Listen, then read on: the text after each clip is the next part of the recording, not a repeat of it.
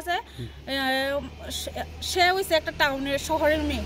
হ্যাঁ, তারপরে ঘরের কাজ আমার ছোট বোন, ঘরের ভিতরে আমরা কোনো সময় কাজ করতে দিছি না, আদরে যত্নে আমরা বোনেরা আমরা রাখছি, পালছি।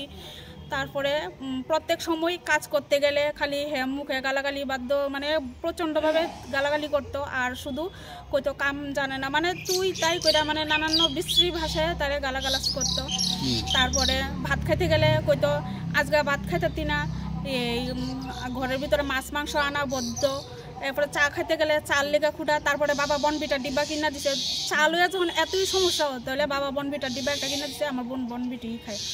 তারপরে হঠাৎ করে একদিন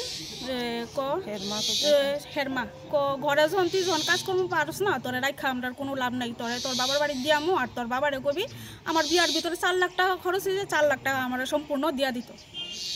তারপরে আচ্ছা এই কথাটা গেল, আমার বোনে আমারে জানাইছে ফোন করে। আচ্ছা আমি কইছি আবার কইছিও না।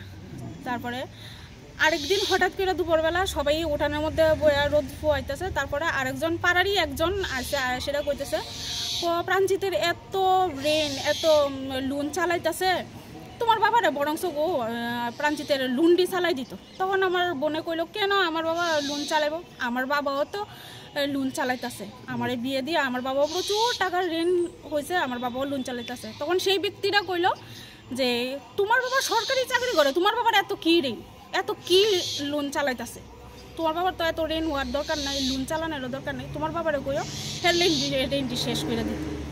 তখন আমার বোনে অনেক না করছে, না করার পরে আর হয়তো তার রাত্রে তার লোক শান্তি করছে। তারপরে তার প্রত্যেক মাসে যে পিরিয়ড হয়, প্রত্যেক মাসে পিরিয়ড হওয়ার টাইমেও তারে প্রচণ্ড মারধর করে, প্রচণ্ড মারধর করে, মানে প্রত্যেক মাসে পিরিয়ড হওয়ার সময়ই তারা মারধর করে।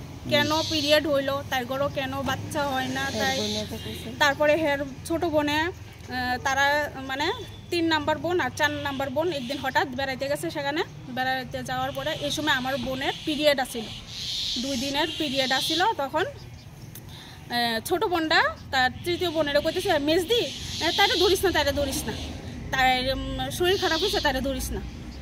তো আমরাও এটা কথা, তোরাও তো একটা মহিলা মেয়ে লোক, তোর কি এরকম হয় না, তোর কি এমনি বাচ্চা হইলাইছ।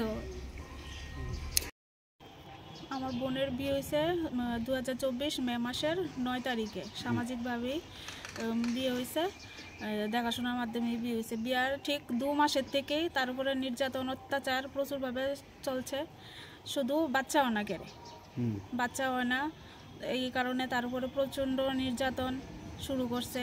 শুধু খালি এই একই, শুধু বাচ্চাও না, বাচ্চাও না, কেড়ে বাচ্চাও না।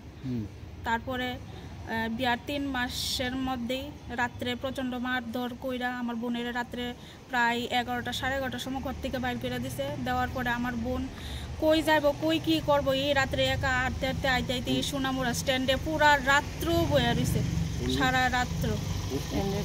স্ট্যান্ডের ড্রাইভার, তারা স্ট্যান্ডেরই 1-2 জন কমিটির লোক তারা আসিল, তারা আমার বোনের সেফ করে রাখছে। পরের দিন সকালে ভোর 5টা সাড়ে 5টার সময় আপনার বাড়িতে কল গেছে যে আপনার মেয়ে এখানে একা একা আছে, আমরা রাখছি 19 সেপ্টেম্বর। তারপর আমরা বাড়ি থেকে সব ফ্যামিলি গেছে, যাওয়ার পরে একটা মিটিং হয়েছে, মিটিংয়ের মধ্যে মেম্বার প্রধান সবাই কইছে আমরা দেখুম, আর নেক্সটে যদি কোনো কিছু সবাই জামাইরাও বুঝাইছে। মানে শুধু এই জিনিসটা নিয়ে ওরার মধ্যে একটু তর্ক বিতর্ক, বাচ্চাও না ঘেরে না। এর মঙ্গলবারে ঘটনা হয়েছে, তো রবিবারে ঠিক দুপুরে ফোন করছে, আমার বোনে ফোন করছে, বাবার মোবাইলেই ফোন করছে, পরে মেজো বোনের লোক কত হইলো। তারপরে আমি রান্না বসাইছি, তখন আমার ফোন করে কইলো বৌদি তুমি কি করো, আমি কই আমি কাঁঠালের তরকারি রান্না করতেছি, কি হয়েছে কো না কিছু না, আমি ভাত খেয়েছি, ওখানে শাশুড়ি আর জামাইরে ভাত দিব।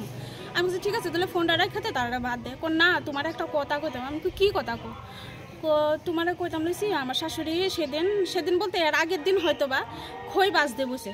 তো আমি তো এসব কোনো সময়, আমরা এখনকার যুগের মেয়েরা আমরা তো এসব জিনিস আমরা কোনো সময় দেখছি না, খই কীভাবে বাজে, মুড়ি কীভাবে বাজে। আমার বোন কইছে আমি এসব জানি না, পারি না দেখা আমি একটু ঘরে গেছিলাম, দুপুর টাইমে আমি একটু শুইতে গেছিলাম।